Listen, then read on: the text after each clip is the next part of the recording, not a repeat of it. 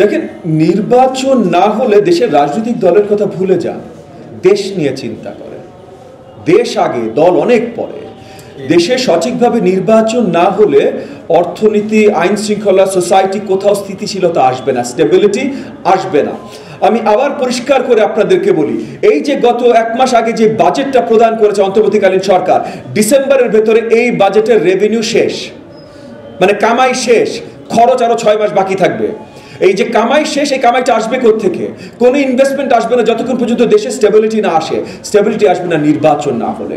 আইন শৃঙ্খলা বাহিনীর কথায় আসেন, সোহাগ হত্যাকাণ্ড থেকে গতকাল গোপালগঞ্জে যে নৃশংস প্রাণহানি হয়েছে আমার 4 থেকে 12 ভাই বোনের, এই প্রাণহানিগুলো আইন শৃঙ্খলা বাহিনীর কর্মকাণ্ডের ব্যর্থতা। এইটা গত 12 মাসের মধ্যে ঠিক হয়নি, কারণ সরকারের স্টেবিলিটি নেই। নির্বাচন না হলে এই স্টেবিলিটি আসবে, এটা আরো বাড়তে থাকবে। একটা জিনিস পরিষ্কারভাবে দেখবেন, 2024 সালের 5 থেকে 8 অগস্ট যতখানি বাংলাদেশে আইন শৃঙ্খলা ব্যবস্থা ছিল, আমরা জনগণরা নিজেরা আমাদের দায়িত্ব নিয়ে করেছিলাম, আজকে তার থেকে কম আছে, যদিও আজকে রাস্তায় আইন শৃঙ্খলা বাহিনী আছে। তো এগুলো ব্যর্থতা কার? এই ব্যর্থতাগুলো শুধু অন্তর্বর্তীকালীন সরকারের দোষারোপ করলে হবে না, এটা স্টেবিলিটির একটা প্রশ্ন। এই স্টেবিলিটি নির্বাচন ছাড়া আসা সম্ভব না। এই কারণে রাজনৈতিক দল সাইড, আপনি এনডিএম, আপনি বিএনপি, আপনি জামাত ইসলাম, আপনি এনসিপি, আপনি কোন দল, কিচ্ছু আসে যায় না ভাই। দেশের স্টেবিলিটির জন্য একটা নির্বাচন প্রয়োজন। এখন আপনি বলবেন যে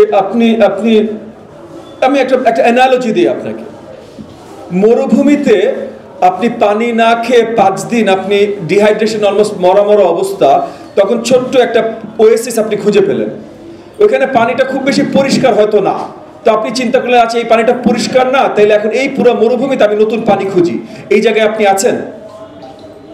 আমরা এখন যে এই জায়গায় এসেছি, ফার্স্ট অ্যান্ড ফরমোস্ট আপনি যেটা বললেন যে আমরা এখনো ওই জায়গায় পৌঁছতে পেরেছি কিনা, সরকার যদি 12 মাসে পৌঁছতে না পারে এবং এই 12 মাসে সব অবস্থার অবনতি হয়ে থাকে, তাহলে আরো 12 মাসে কি হবে?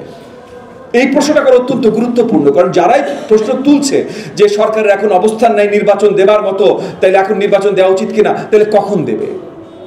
এবং নির্বাচন তো আসলে সঠিক সরকার তৈরির জন্য।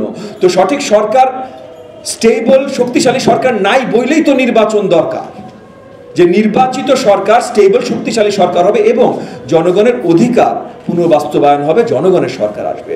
সো না, যত শীঘ্রই নির্বাচন, এটা কোনো অল্টারনেটিভ এখন আর আমাদের কাছে নাই। দেখেন, নির্দিষ্ট স্লোগান কে কোথায় দিয়েছে সেটা আমি নিজেও জানি না। আপনি এখন বললেন এটা কোন মিছিলে কে কোথায় বলেছে, যতগুলো মিছিলের সাথে আমি সম্পৃক্ত ছিলাম বা দেখেছি সেখানে এই স্লোগানগুলো যেহেতু আসেনি, এটা নিয়ে তো আপনাকে বিশ্লেষণ আমি দিতে পারছি না। তবে এই ধরনের কোনো স্লোগান আমার দল থেকে যায়নি। আমরা সকলেই নির্বাচনের দিকে যাচ্ছি। নির্বাচনে আমরা সকলে সবার বন্ধু নাও হতে পারি, আমরা প্রতিপক্ষ, আমরা শত্রু না, কিন্তু আমরা প্রতিপক্ষ। নির্বাচনে যখন আমরা প্রতিপক্ষের বিরুদ্ধে যাচ্ছি, তখন আমি যদি প্রতিপক্ষর সম্বন্ধে সব শুধু তার গান গাই, তাহলে জনগণ আমাকে কেন ভোট দেবে, আমার প্রতিপক্ষকে ভোট দেবে। সো নির্বাচনী কম্পিটিশনের জন্য একে অপরের কিছু বিভাজন তো হবে।